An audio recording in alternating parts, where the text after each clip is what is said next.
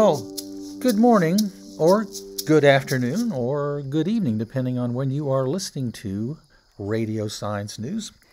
This is the Saturday, October 9th, 2021 episode of Radio Science News, and I am the lone host today, Richard Pollack. Robert and Libby Strong they had another commitment that meant they couldn't join me today in the studio, but hey, I'm going to carry on bravely without them. So, we usually take a lot of time to get you to the launch pad of science, radiosciencenews.org, but I'm just going to blast right to it. I mean, hey, why call it the launch pad of science if you just can't blast off and get there? If you are familiar with Radio Science News, we often start at smartcenter.org, where there is a link to radiosciencenews.org, but I'm just going to go directly to radiosciencenews.org, and when you get to that particular page, you will see a bunch of stuff. Click here for audio streaming. We typically stream from 11 to 12 on Saturday mornings. We've had some issues with some software changes, so I'm going to ask you to realize that it's probably better for the moment to listen to the broadcast Sunday 2 to 3 p.m. and Wednesday 8 to 9 p.m. on WEJP 107.1 FM Wheeling Community Radio. That's if you're in the Wheeling area, and I believe they also stream it. And anywhere on the planet, or even up in the International Space Station, or in the alien listening posts on the moon, you can catch WHDD Robin Hood Radio, NPR station in Connecticut. You can catch the rebroadcast of this show, Radio Science News, on Sundays from 11 to 12 p.m. So, hey, lots of ways to catch that. And there's other information there. If you get bored and you want to talk science, you can call the cell phone of science number, which happens to be my personal number. Some emails for myself, Robert, and Libby. But lots of other good stuff. It's always fun to check to see if the space station is in the sky. Those of you who are following, you'll see information on there to look up all kinds of interesting things. But I'm going to jump right into it because, hey, I've been up early. Why have I been up early, you may ask? Because I was hoping, upon hope, to see some of the meteors last night in the Draconid Meteor Shower, which is going on right now. Of course, it doesn't help me because the sun's up. But the first link we have on Saturday, October 9th show is for Meteor Showers. So I'm going to click on that. We're going to talk about that a little bit, and then we're going to just roll through as many topics as we can before time shuts us down.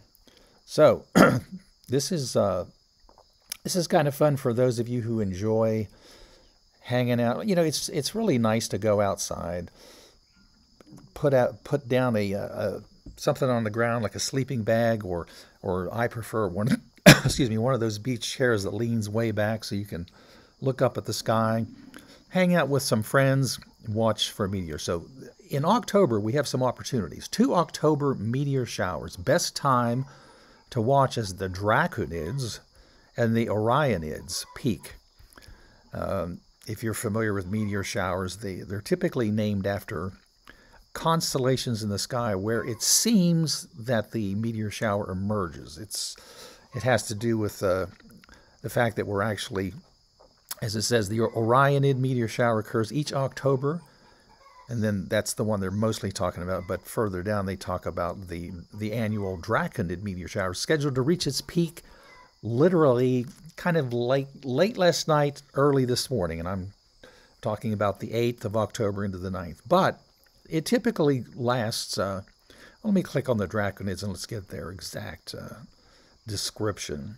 Rare early evening meteor shower to blaze across the sky this week. I think this was published about the October 6th, so it had to do more with Friday night's viewing into Saturday morning. Draconid meteor shower, which will send shooting stars across our skies Wednesday through Sunday.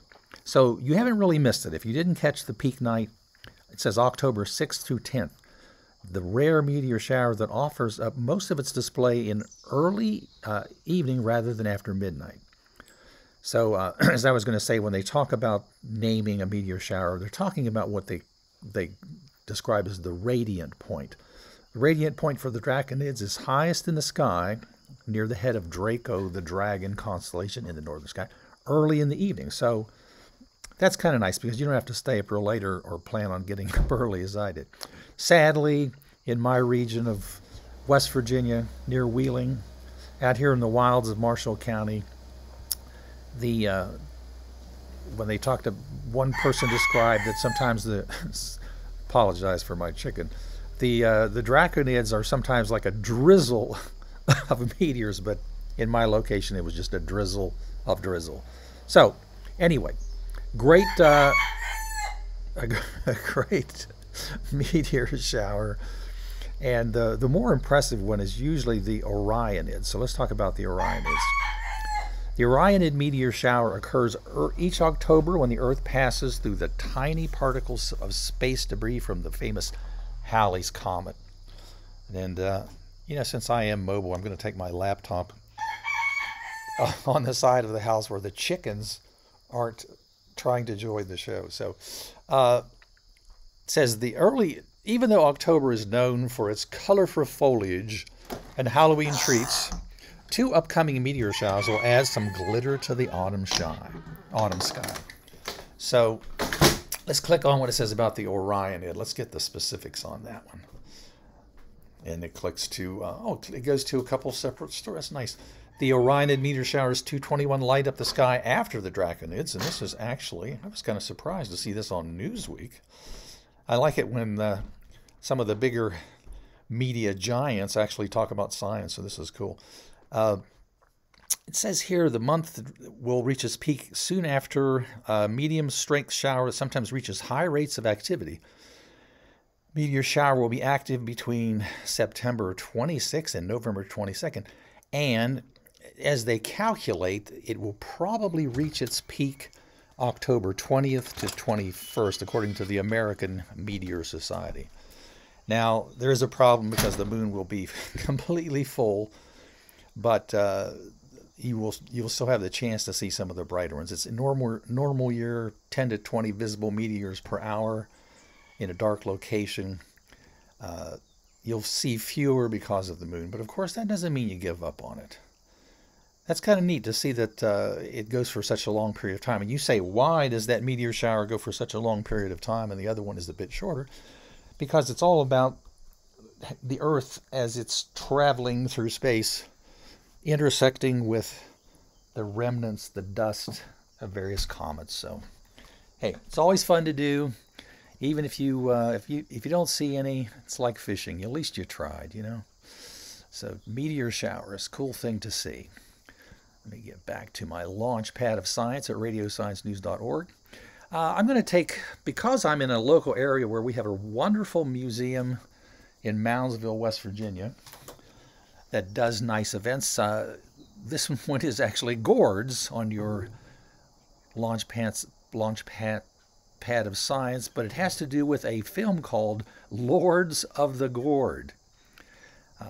We actually talked about just last week the Pumpkin Festival in Barnesville, Ohio, which is in our region, that had this. It had the record pumpkin king that they've ever had, and so this is a neat film that's come out, and the folks at this is from the West Virginia Department of Arts, Culture, and History, and now it says October 9th at 1 to 2, but I think they're also showing it again. I got a little note from the director that this film will be shown, I think, again at 3 p.m. So if you miss the 1 o'clock showing, you can show up at 3 p.m. And it's all about the folks. It says, have you ever wondered what it takes to grow a record-breaking giant pumpkin?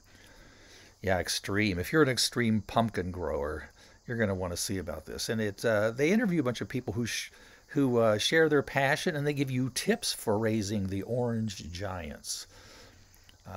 I have known some people. In fact, Robert and Libby had a next door neighbor he was a big competitor in the Barnesville Pumpkin Festival, and it was really neat to see him have to load his 1,000-pound plus pumpkins into a pickup truck. And I actually, because it was kind of a fun project, had a giant area where we had people dumping wood chips that had rotted away, and we planted pumpkins there, and we got a couple of maybe near 200-pound pumpkins. So this is really cool. So if you are interested in this, and maybe this is something you might want to join in with in the future, check this out at Grave Creek Mound Museum.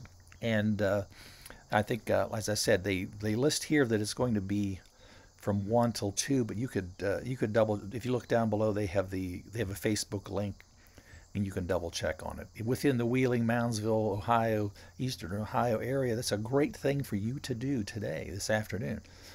That's, of course, if you're willing to skip the WVU football game, and I'm not going to go into that. All right, so meteors are something really interesting, but something that came up of interest this past week. I just happened to catch on the news. The story that I actually saw was how they had a new strategy to try to divert the so-called near-Earth objects.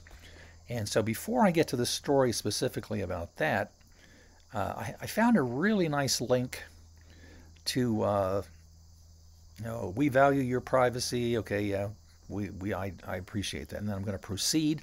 Skylive.com is a pretty neat little site. I had not been familiar with it until I started looking for this story about the near-Earth object that had, as I understood from the part of the story, it had either was coming close soon or had just passed.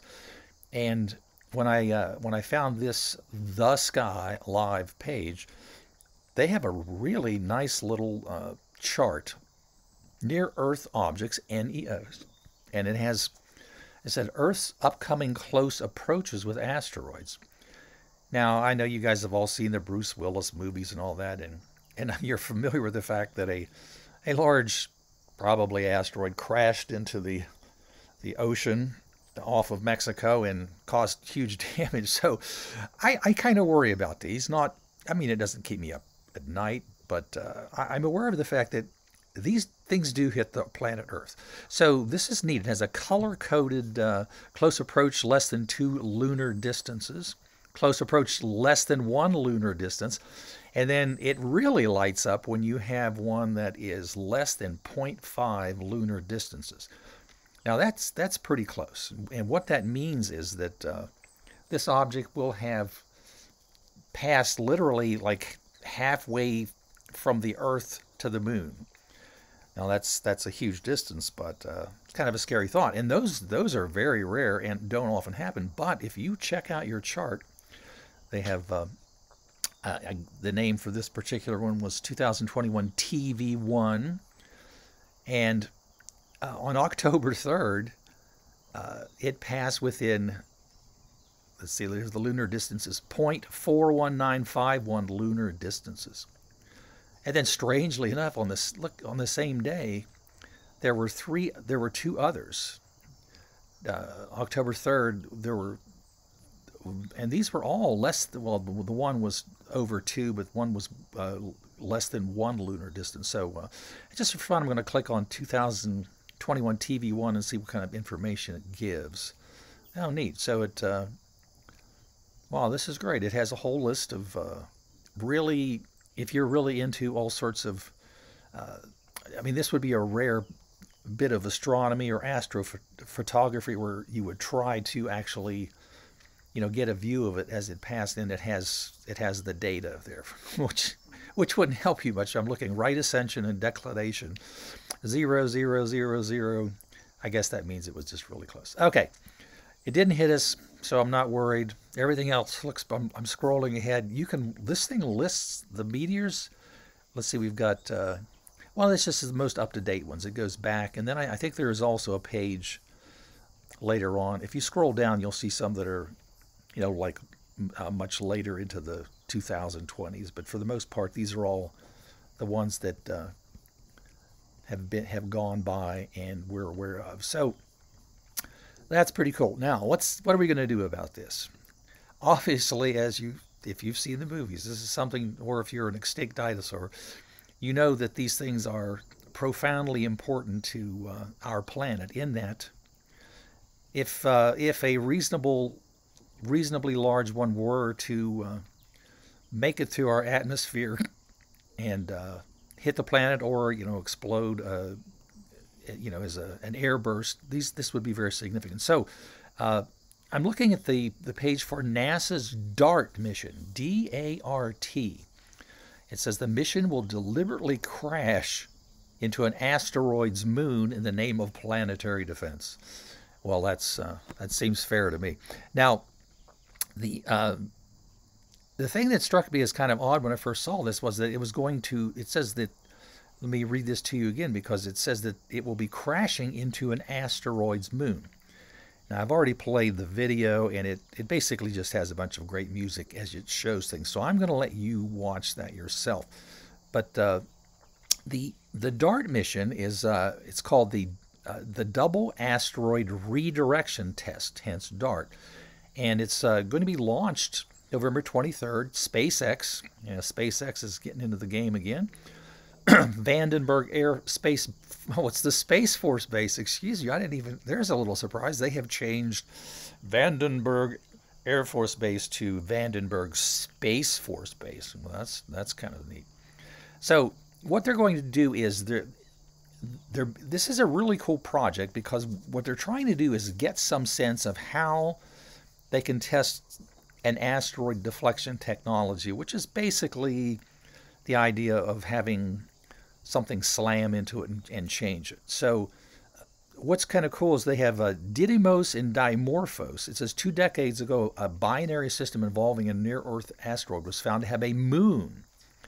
So that's a cool concept, is you have something as small as an asteroid, but because it has an orbital twin, when they say that it's a binary system, so it's not that they're orbiting each other. So that's Didymos means twin, so it was used to describe the larger asteroid, which is nearly half a mile across, and it's being orbited by the smaller moon, which is 525 feet in diameter.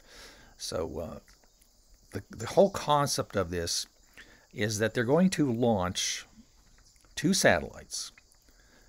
September 2022, Didymos and Dimorphos will be close, and so 11 million kilometers, and it's a perfect time for DART to intercept it. So DART will deliberately crash into Dimorphos to change the asteroid's motion in space.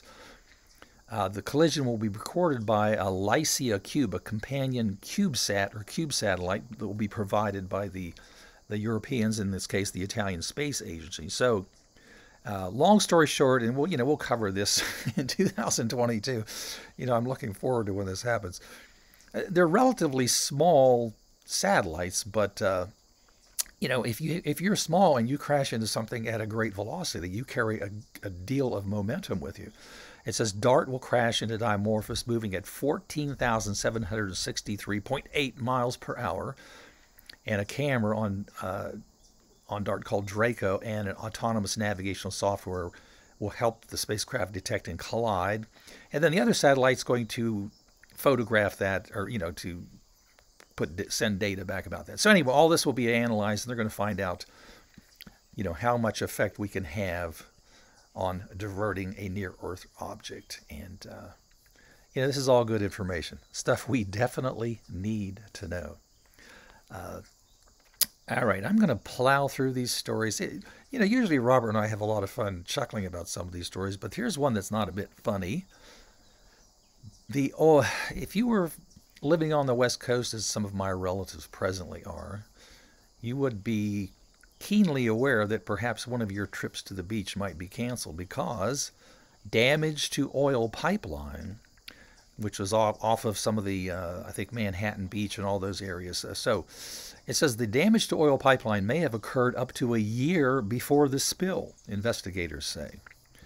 And there's a picture of a cool little ship called the Recovery One. It's an oil spill response vessel from the Marine Spill Response Corporation.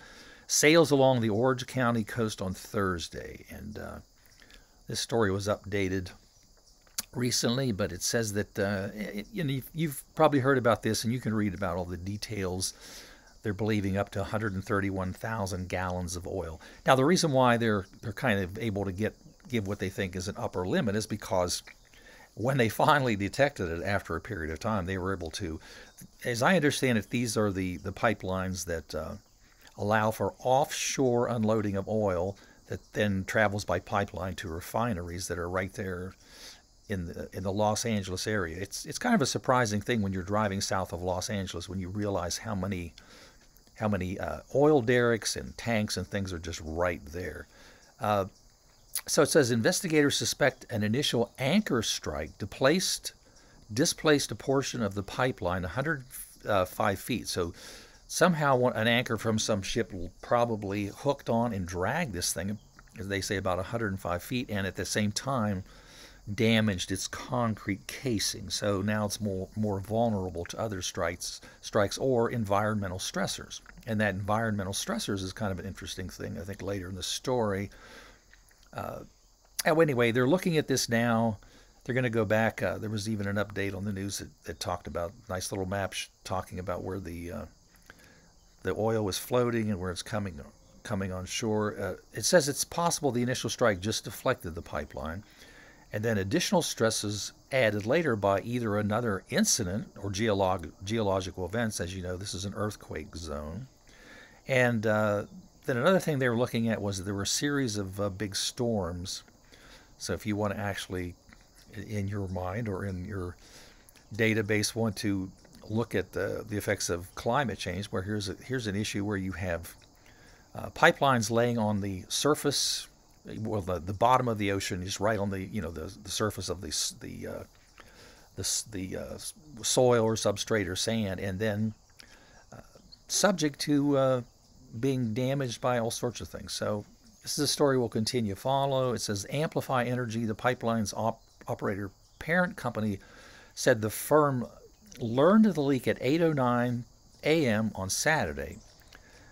Federal regulators said employees in the control room of that subsidiary, so this is the San Pedro Bay pipeline, had received a low pressure alarm at about 2:30. So anyway, when you think of that large amount of oil, it says regulators said it took more than 3 hours before the pipeline was shut down. Okay, so if you're close to it and thinking about going to the beach today, you might be looking at the status before you head out. This is interesting. This is a pipeline from an offloading port to the the land refineries and storage. But if you're familiar with the many offshore rigs and things in that region, this is probably an important story. Dark lightning. I was just looking back at our Launchpad of Science, and we have all these stories about dark matter and dark energy. And I was interested when I saw this particular term. Scientists detect dark lightning linked to visible lightning. So if you're on this page from phys.org, and we really enjoy phys.org has become one of my favorite sites to go to for stories, because if you go to phys.org and start to scroll through the stories, they include probably more interesting stories than any other. There are lots of really good sources. Science News, Science Daily, PNAS.org. There are a bunch of folks, Nature, they put up, but they typically will put up maybe just the few stories that they have decided to include in their publications.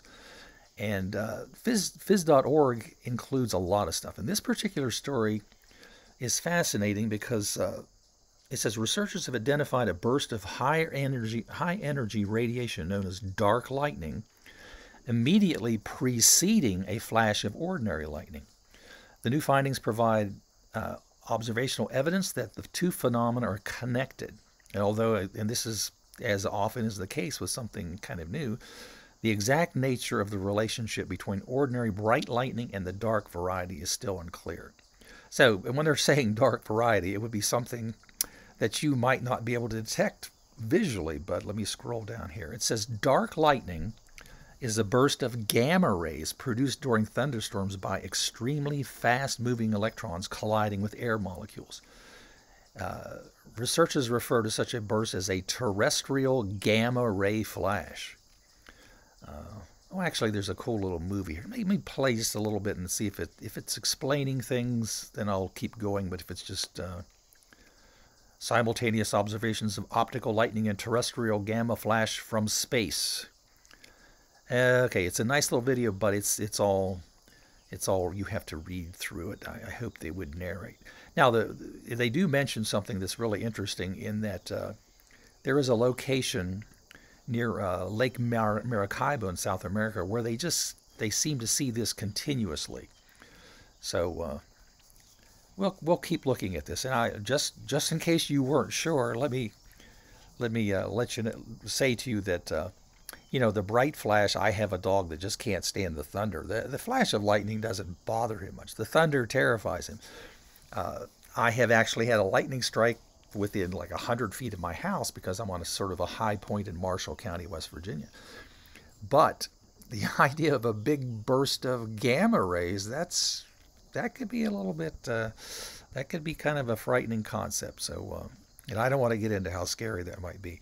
I'm going to jump ahead to something that has been really interesting for quite a while now. Now, the reason why this story intrigues me is they have released actually a piece of old data. Let me click on it, and we'll kind of go through this together from BuzzFeed News.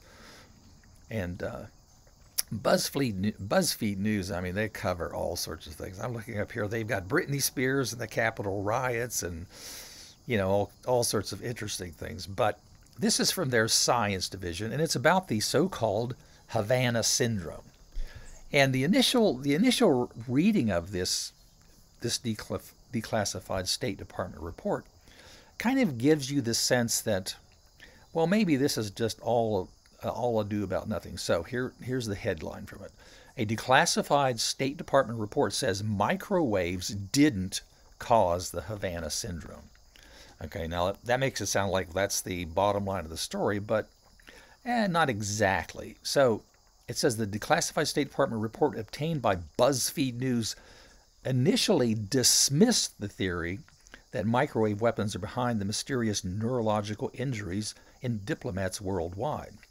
And of course, if you click on this link, you see a great picture of, almost looks like a science fiction poster. There's a building and there's like sound waves. And what's making those sound waves? Well, it appears to be crickets.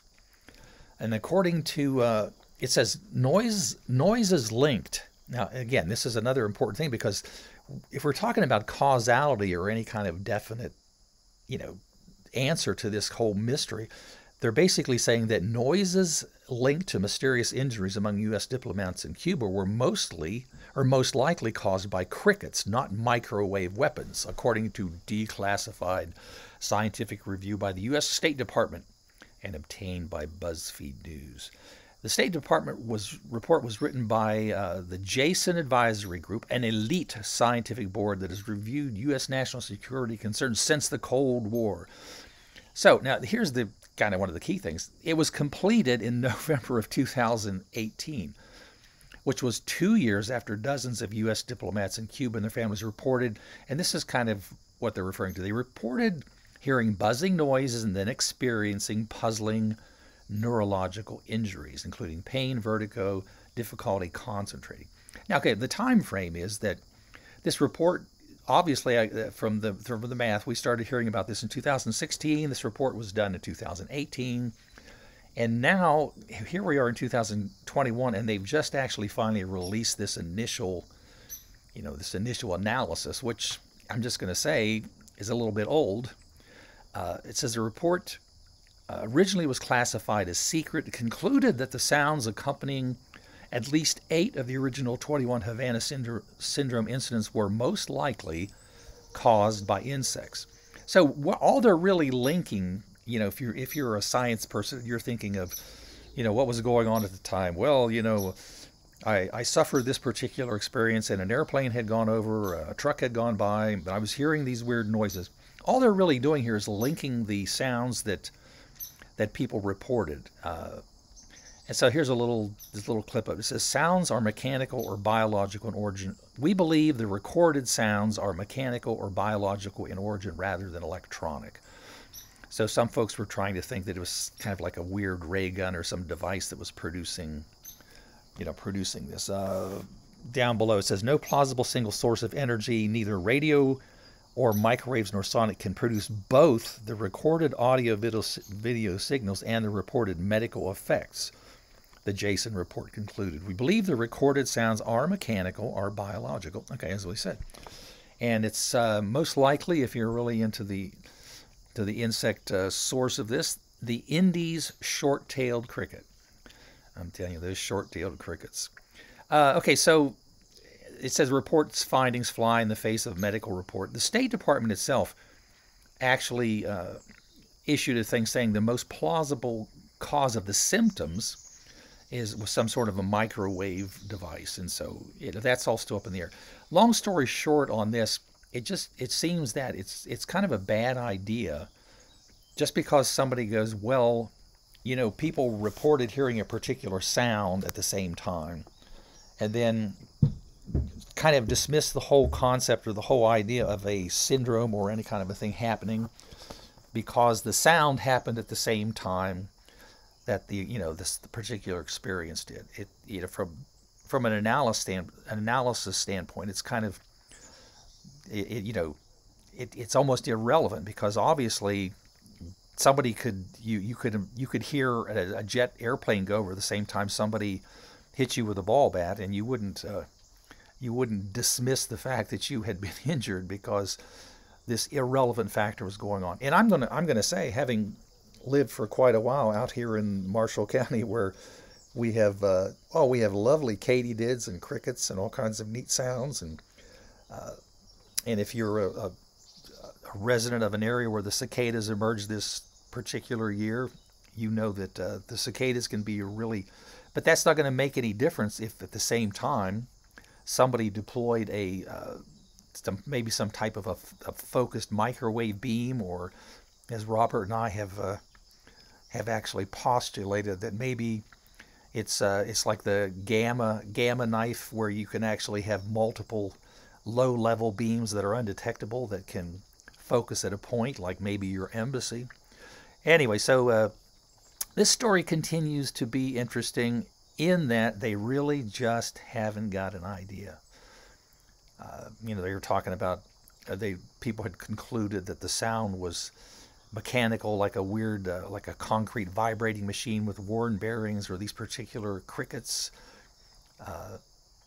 And it says this is the reason why it's also kind of maddening is they kind of ruled out pulsed microwaves and ultrasound as culprits because, well, you can't hear those. Well, yeah, that's right.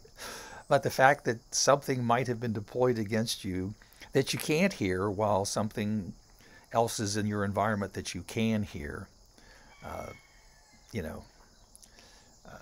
it doesn't completely eliminate the possibilities. So anyway, Jason had put to rest the microwave attack theory. University of Pennsylvania biomedical engineer Kenneth Foster told BuzzFeed.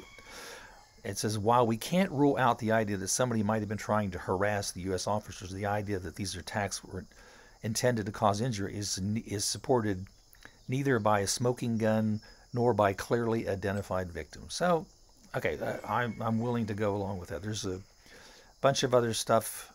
James Lynn, University of Illinois biomedical engineer, has argued that the microwave explanation for the injuries is very likely. He said that the recordings of incidents analyzed in the Jason report provided by at least 8 victims could not have come from real cases of Havana syndrome. A typical sound recorder would not be able to record the microwave sound, period. So that's the part that struck me as interesting. Wow, it's kind of a long article. Let's see if I can get to the bottom line here. One of the things that the folks at Jason said was that it might have just been psychogenic, just kind of like the mass.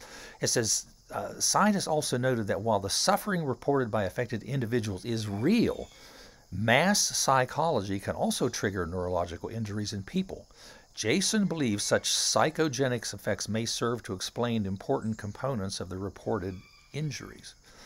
And see, this reminds me of the early science denial of people observing UFOs, because of course, well, once everybody was reporting them, then it was just like mass hysteria. So the stigma in international politics play a role in why the mass psychology theory hasn't been taken more seriously in the U.S. And then meanwhile, just this month, the Cuban Academy of Science published a report concluding that mass psychology is the best explanation. Well, yeah, if you've been dubbed as the person that has the Havana syndrome, you're... Anyway, so according to the bottom line here is that what we have from this particular, as I'm going to say, 2018 kind of out-of-date piece of data that's finally been released is that somebody pointed out, hey, you guys are just hearing crickets. You know, they always talk about just hearing crickets in Congress, but that's a completely different political issue. So this BuzzFeed story says, hey, these guys at Jason think that it was less about crickets, or less about directed energy and more about crickets. And I don't know, we'll just have to see. Hey, I got a really interesting article from my friend Ted, who I think is up in Connecticut, and it was all about how they've been looking again at the so-called molten salt reactor. Now the gist of the article, well, it was pretty interesting, but the idea is that as we're looking towards trying to solve the world's energy crises, and especially if we're moving forward on cleaner energy, you know, you have a lot of discussion and argument about whether or not some of the solutions that I think many people are advocating for example, wind power, solar power, and we'll just kind of stick with those because that's the gist of the article was really kind of comparing a strategy to move into all of those renewables as opposed to pursuing some of the, and I'm just going to say maybe less dangerous nuclear reactor kind of options. So, you know, and I couldn't actually get the article they sent me was from a thing where you have to pay to download the gentleman's articles, and it was well done, and it had a really good analysis of current technologies, what's being worked on, what they're working on in China, what we're working on in the United States. It was really extensive. So what I did is I've gone to, and I think this is a pretty good, if you were looking for a primer on this whole thing, I'm going to have to say that the Wikipedia site that has an article on molten salt reactor is really pretty good. A molten salt reactor from Wikipedia. The molten salt reactor, MSR, is a class of nuclear fission reactors in which the primary nuclear reactor coolant, and oftentimes this is an and/or thing because sometimes the fuel is mixed in with the molten salt. That's the whole point. They use a molten salt as a coolant. The key characteristic of MSRs is their operation at or close to atmospheric pressure, rather than the light water reactors are like 75 to 150 times atmospheric pressure. And I know that if you had let's say atmospheric pressure of 15 psi, and if you were going to go 150 times that, well, you can imagine what kind of a blowout you would have on your car tire if that were the case. So that's really a good thing, because that means that you're less likely to have. It says the need for large, expensive containment structures for the light water reactors, and eliminating hydrogen as a source of explosion. That's really a good thing. Another important benefit of MSRs is they do not produce dangerous and radioactive fission gases under pressure. So everybody knows that we've had issues where, there's so many to talk about, but the idea that if there's a crack in the containment thing and you have this high pressure, all of a sudden all the radioactive gases are just blasted into the atmosphere. So this is, wow, it starts to sound pretty good. Another important benefit is that they do not produce, under pressure, the gases are naturally absorbed into the molten salt. Further key characteristic is higher operating temperatures than a traditional light water reactor, providing higher electric generation efficiency. In other words, you can boil more steam. The possibility of grid storage facilities, including hydrogen production, and in some case, process heat opportunities. So, there's all kinds of things that have caused people to look at this. wow, I had the chickens on one side of the house and I got all the crows on this side. This is great. So anyway, this is not like brand new technology, even though they're updating with different types of molten salt. But I was kind of surprised because it said the concept. This was kind of new to me. Was first established in the 1950s.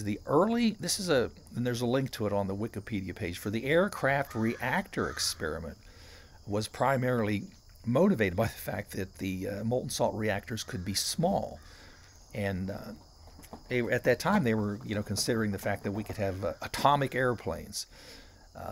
It said, while the molten salt reactor experiment aimed to prove the concept of nuclear power plant, which implements, and this is the thorium fuel cycle in a breeder reactor, increased research by the Generation 4 reactor designs began. Okay, so if you scroll down through this Wikipedia page, you will find so many things. There's a link to the aircraft reactor experiment, the molten salt reactor experiment, lots of great diagrams and all this. So just to cut back to the discussion within the article, because I think the two key things that I took away from it were, first of all, in this particular article, they point out that molten salt reactors, depending on how your motives and your agendas, one of the bad things, I'm just going to say kind of the bottom line, once I saw this part, I decided, well, count me as a no for the molten salt reactors, was that, of course, they could be used to make nuclear materials that will be for the use in weaponry. So, the biggest thing about so many nuclear solutions, they go, well, there's no greenhouse gases and all that stuff. Yes, but you can still produce stuff that would make for weapons grade nuclear materials that could be used for very bad things. So that was my first big takeaway. Now the other big takeaway is they're almost always, and within this article, I think this is one of the things that bothers me, is they always compare say like a molten salt reactor to the amounts of energy and how effective it would be to be switching to completely to photovoltaic or solar electricity. And it's like we're comparing this one to that one. And the big argument is always, well, here in the United States there's nearly not enough surface area to have electricity, renewable energy from photovoltaics, and that's kind of the argument. And one of the interesting things that Robert Strong was showing me last week, he had just been looking for something on Google Earth, and there was an area like the desert that's just maybe northeast of Los Angeles, where there are multiple solar farms that are like a mile on a side.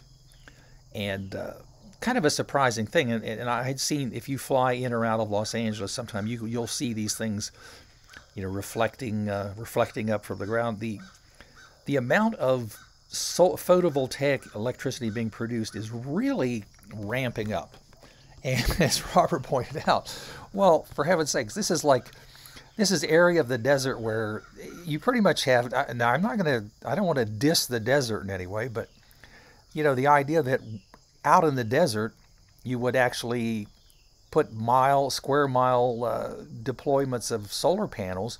Maybe you would put them. You could put them up 10 feet off the ground so that you could maintain them, but you could actually still walk under them and be in the shade. We were talking about the fact that just that idea of having large deployments of solar panels in a desert area would mean that you probably could, at least to some degree, prevent all the evaporation that would normally occur from the brutal sunlight beating down on the desert. And you might actually do some good in restoring some of the groundwater, because the same areas where you see this happening, you see the Colorado River being pumped dry, and you see the huge aquifer under that whole desert area being gradually eliminated, which took thousands and thousands and thousands of years to get where it is. So anyway, the other thing that was pointed out in the article that for me was kind of okay, well, why don't we do this instead?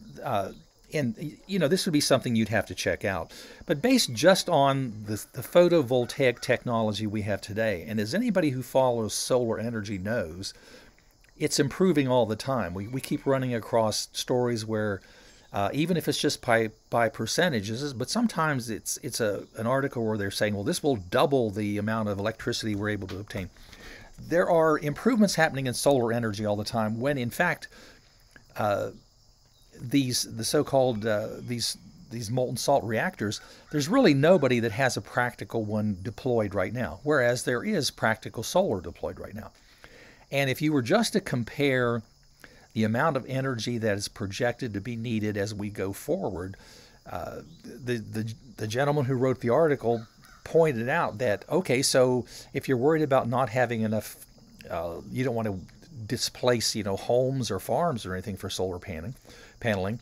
His argument was that if you actually just looked at the amount of surface area that the U.S. highway system takes up, and you came up with a technology either to include it in the surface of the roadway or over the roadway, which would protect this. When I think of our area where we have so many problems with snow and everything destroying the roads, you could actually deploy solar panels that would only take up the same space as the highway, and you would have like twice as much energy as you need. So anyway, I probably spent too much time on molten salt reactors, but look into it. If this is certainly interesting, but I just think there are better solutions. And as I said, the argument was only if you're comparing the amount of energy from solar panels to molten salt reactors. And first of all, everybody knows that there's also an enormous amount of wind power being looked into, and ocean wave power, and of course hydroelectric dams are located throughout the United States, and other things are being looked at. So I just found the argument not good for proceeding and spending a lot of money on something that at the very end of the game still produces weapon grade materials. So, and as an example of the kind of thing we were talking about that happens all the time, this next article is about it's about a little microbe. Shigella is the name of this little microbe. But this is kind of the things that happen all the time. Researchers infuse bacteria with silver to improve power efficiency in fuel cells. This is from the University of California, Los Angeles, UCLA. Summary is a team of engineers and chemists have taken a major step forward in the development of microbial fuel cells. Okay, so as I was making my argument that, hey, you can't just like say, let's decide whether it's going to be molten salt reactors or photovoltaics, because there are so many other things happening. So this is something that I hadn't even thought about, the idea of a microbial fuel cell. This is a technology that utilizes natural bacteria to extract electrons from organic material in wastewater to generate electric currents. Of course, now there are a lot of things there that I'm thinking you're going to have to really work out, but the thing that they've done here, it says they consider this a breakthrough. Living energy recovery systems utilizing bacteria found in wastewater offer a 1-2 punch for environmental sustainability efforts, according to the author Yu Huang, professor and chair of the Materials Science and Engineering Department at UCLA Samueli School of Engineering. The natural populations, according to the professor, the natural populations of bacteria can help decontaminate groundwater by breaking down harmful chemical compounds. So that's great. We have this little bacteria, the genus Shigella, widely studied for their energy generation capabilities. They grow and thrive in all types of environments, including soil, wastewater, and seawater. So here's what's cool about these little microbes. The Shigella species naturally break down organic waste matter into smaller molecules, with electrons being produced, being a byproduct of the metabolic process. Okay, so I mean, long story short, if you're trying to figure out, well, how do these guys get an electrical flow? Part of their, and that's the idea of being a microbial fuel cell. Part of their life task is that as they break down all these organic waste molecules, they're literally producing, as a byproduct of that, electrons.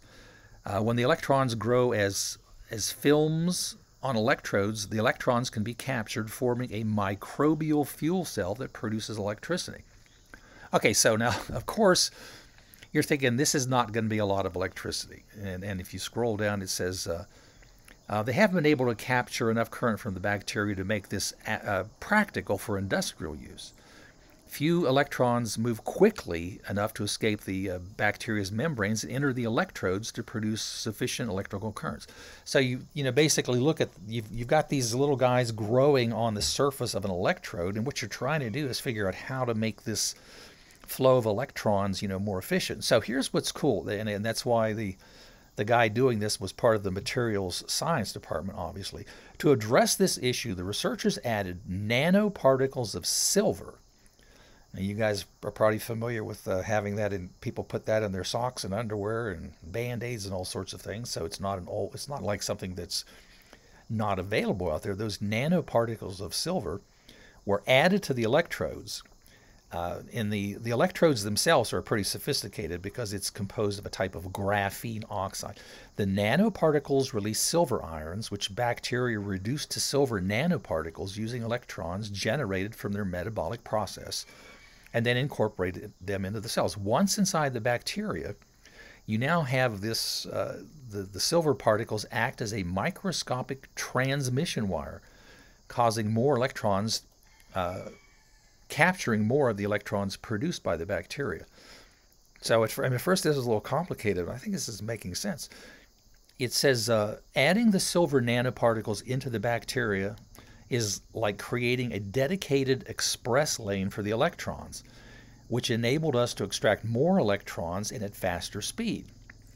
With greater improved electron efficiency, the resulting silver-infused Shewanella film outputs more than 80% of the metabolic electrons to the external circuit, creating a power of, and this is, the actual number, 0.66 milliwatts per square centimeter, more than double the previously best for microbial-based fuel cells. Okay, so there's obviously a lot more to be done on this, and we're still talking about, obviously as we're talking about nano, the amounts of electricity are small, but wow, this is like a profound, when you run into stories almost on a daily basis where they're able to double, they're literally doubling the amount or doubling the efficiency of some process that's it's still development. No one would certainly argue with that. So, all right, I'm going to jump ahead. I'm going to try my best to finish up every topic this week, something we rarely do. I typically apologize for having too many topics on the Launchpad of Science at radiosciencenews.org because, we'll get into this discussion about them as we should, and I always just admonish folks to take the time to go through these links, and some of the stories are much longer than you could even cover in an hour program. This is cool about modern snakes, according to this article, University of Bath. Modern snakes evolved from a few survivors of the dinosaur-killing asteroid. So this kind of echoes back to our original stories about the near-Earth objects that passed us here in October. So a new study suggests that all living snakes evolved from a handful of species that survived the giant asteroid impact that wiped out the dinosaurs and most other living things at the end of the Cretaceous. The authors say that this devastating extinction event was a form of creative destruction. Well, now there's a concept, creative destruction, that allowed snakes to diversify into new niches, or niches, depending on where you are, previously filled by their competitors. So yeah, this is kind of this makes perfect sense. If a whole bunch of things were killed off and now you are left as a survivor, this is an interesting concept, the idea of creative destruction. Yeah, the only thing that jumped out at me immediately when I saw the term creative destruction, it reminded me of how every kid that does a science project about how something kills 99.9% of the germs, is probably, I'm going to guess, maybe it falls into this category of creative destruction. So if you have an environment of all kinds of little microbes, and some of them are benign and some of them are bad and some of them are good or beneficial, and you kill off 99.9% of them, there's a whole bunch of them that are still left, and then they get to divide and multiply and go forth and populate the environment that you have left to them, the substrate of nutrients. And so that's how we've gotten super germs born. But anyway, this is a really cool story. I'm going to say take time to read through this. Snakes, oh, here it says, authors argue the ability of snakes to shelter underground and go for long periods without food help them survive the destructive effects of the impact. In the aftermath, the extinction of their competitors, including Cretaceous snakes and dinosaurs themselves, the ones who probably were in less protected environments, allowed the snakes to move into new habitats, new continents. And then they began to diversify, producing lineages like vipers, cobras, garter snakes, pythons, and boas, and exploiting new habitats. So snake diversity, including tree snakes, sea snakes, venomous vipers and cobras, and huge constrictors, emerged only after the dinosaur extinction. Wow. So this is cool. They're talking about they have found fossils of giant sea snakes up to 10 meters long.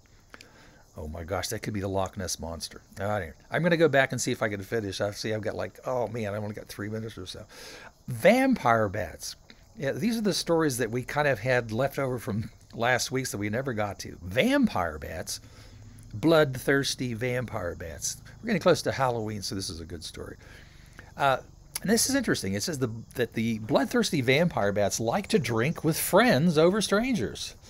And that's kind of nice to know that the social bonding among vampire bats, it says social bonds extend beyond roosting and may save time and energy when hunting. So you can hunt and drink blood with your friends if you're a member of the vampire bat community. It says they may be bloodthirsty, but that doesn't mean they can't share a drink with friends. That's so nicely put. Fights can erupt among bats over gushing wounds bit into unsuspecting animals, but bats that have bonded while roosting often team up to drink blood away from the home. So this article has actually done a bunch of research into vampire bats and their social bonds, and they've related it to the fact that, you know, the ones that grew up in the same neighborhood that hung out together, pun intended. Oh man, I'm closing in on almost. I'm going to hit the chart. The last thing I'm going to be able to talk about here is this interesting chart that I saw posted somewhere, and I couldn't get the statement that went along with this particular chart. COVID-19 vaccine tracker, and this Financial Times for some reason had this posted, but they wanted the big point that they were making. It talks about at least 6.46 billion doses of vaccines have been administered around the world, and they have data from over it says 233 locations. Research into more than 230 vaccine candidates. 7 coronavirus vaccines are now at use. And part of what they were pointing out, okay, let me see if my chart will pop up here. You know what, I'm going to turn on the theme music because I've got about a minute left and haven't had a chance to talk over my theme. Come on, theme, you can do it. The person who actually posted this particular article, well, I'm not going to play the theme. I'm just going to scroll down because I just haven't enough time to take a look at it. So it starts off with a chart that shows how many countries are doing well. And here's the UAE has done great. The percent of vaccination, 95%. When I click on this show more, and if I were to take the time to count down, the point the guy was making was, okay, so the United States is at the forefront of developing all this, and we're actually at 45th on the planet for the actual percent vaccinated. So, hey, I've got time just to let you know that we'll be here next week. If we can live stream, great, but otherwise, catch us later.